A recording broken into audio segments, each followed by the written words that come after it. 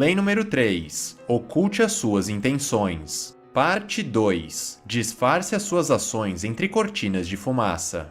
Trapacear é sempre a melhor estratégia, mas as melhores trapaças exigem uma cortina de fumaça para distrair a atenção das pessoas do seu verdadeiro propósito.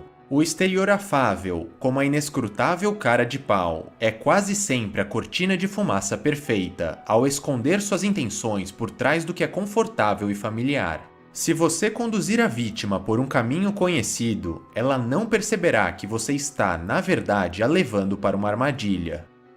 Certo dia, em 1910, Sam Giesel, um milionário negociante de imóveis de Chicago, recebeu a visita de Joseph Weil, um jovem que dizia estar interessado em comprar um de seus apartamentos.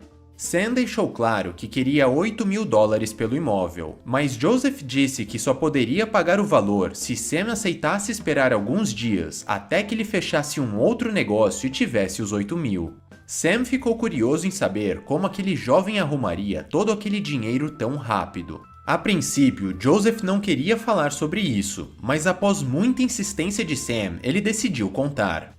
Um tio de Joseph trabalhava para um grupo de financistas milionários que queria vender um velho pavilhão. O imóvel havia sido comprado por um preço muito baixo anos antes, e eles pediram para o tio de Joseph vender o imóvel pelo preço que conseguisse. O tio viu aquilo como uma excelente oportunidade de se vingar dos financistas pelas injustiças que eles haviam cometido no passado. Sabendo do real valor da propriedade, o tio venderia o pavilhão por apenas $35.000 para um falso comprador, uma pessoa de sua confiança, sem que os financistas soubessem. Afinal, eles eram ricos demais para criar caso com algo desse valor. O falso comprador então venderia o imóvel pelo preço real, algo em torno de $155.000, e o lucro seria dividido entre Joseph, seu tio e essa outra pessoa de confiança. Sam ficou imediatamente interessado e disse que ele seria o falso comprador. Afinal, era uma oportunidade de grande lucro e ele só teria que pagar os $35.000. O encontro para fechar o negócio com os proprietários foi marcado em outra cidade. No trem, a caminho do local, Sam finalmente conheceu o tio de Joseph e um outro companheiro do jovem, chamado George. Joseph então explicou que ele era treinador de boxe e que George era um dos futuros campeões que ele treinava. Pouco depois de chegarem no local de encontro, os financistas também apareceram. Era um grupo de homens elegantes e muito bem vestidos. A reunião correu tranquila e eles concordaram em vender o imóvel para Sam pelos $35.000. Foi então que, finalmente, um dos financistas notou a presença do boxeador no local. Joseph explicou o que George estava fazendo lá, e o financista logo respondeu que também tinha um companheiro boxeador, revelando seu nome. Joseph deu risada e provocou o financista, alegando que George derrubaria facilmente esse outro boxeador. A conversa que havia começado bem logo se tornou uma discussão, e agora havia uma aposta em jogo. Joseph desafiou os financistas para uma luta entre os boxeadores. Eles concordaram e foram embora. A luta aconteceria no dia seguinte. Assim que eles saíram, o tio ficou desesperado. Eles não tinham o dinheiro da aposta e ele poderia perder o seu emprego. Joseph retrucou dizendo que já conhecia o outro boxeador e que seria moleza vencê-lo. Mas havia um problema: onde eles arrumariam o dinheiro da aposta? Com medo de perder aquela excelente oportunidade de lucrar milhares de dólares com o negócio do imóvel, Sam ofereceu os $15.000 necessários para a aposta.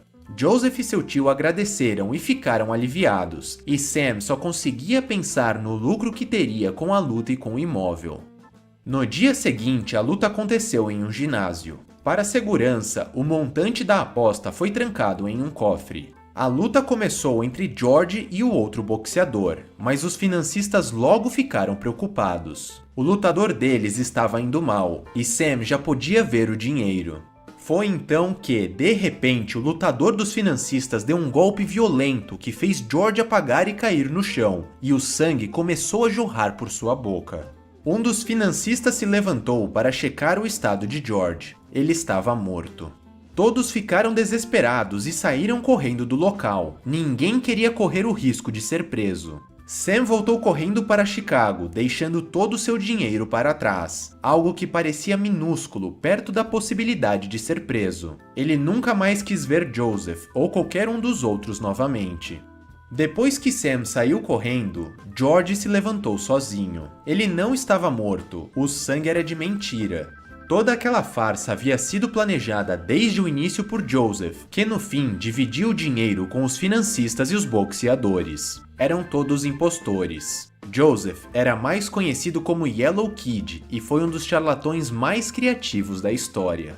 Yellow Kid sabia desde o início que Sam era a vítima perfeita. Ele tinha muito dinheiro, amava o mercado de imóveis, e a morte do boxeador seria o acontecimento ideal para fazê-lo abrir mão do dinheiro sem notar que estava sendo enganado.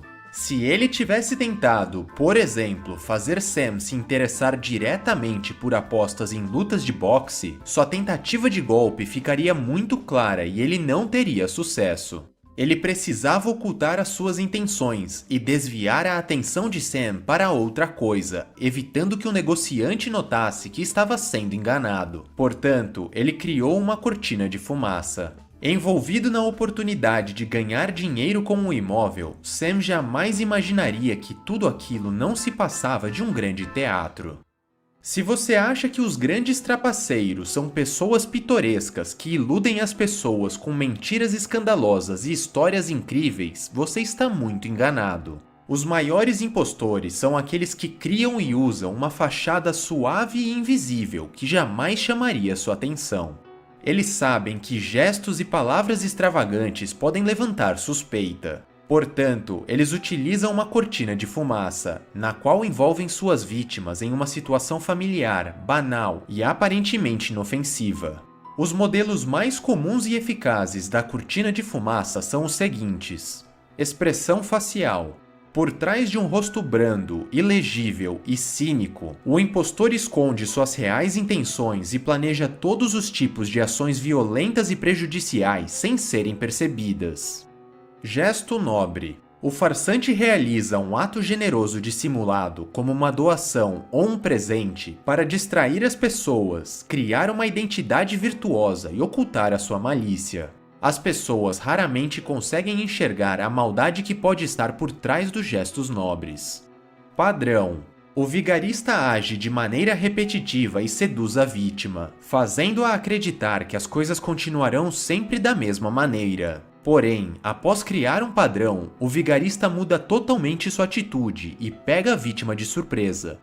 Camuflagem. Levando em consideração a tendência que as pessoas possuem de confundir aparência com realidade, o impostor se insere em um determinado grupo, adotando uma falsa identidade para se disfarçar entre os demais integrantes. Ao se misturar com as pessoas ao seu redor, ele passa a ser apenas mais um na multidão, deixando de parecer suspeito e ocultando as suas intenções.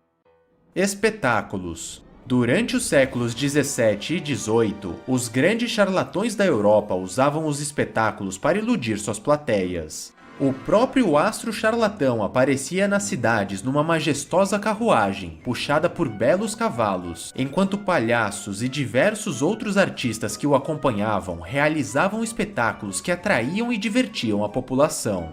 Deslumbrado com as apresentações, o público não percebia as verdadeiras intenções por trás de toda aquela encenação. O charlatão fazia o espetáculo e o divertimento serem o evento do dia na cidade, quando, na verdade, a sua intenção era apenas atrair as pessoas para vender itens supostamente mágicos e poções milagrosas. Entretanto, esse artifício deve ser usado com cautela e moderação. Caso contrário, o público se cansa, percebe o truque e descobre suas intenções. Porém, não há cortina de fumaça, pista falsa ou outra tática diversionista que disfarce as suas intenções se você já tiver a fama de impostor. Nesses casos, é melhor assumir logo a sua fama e aparentar ser um patife honesto, ou melhor, um patife arrependido.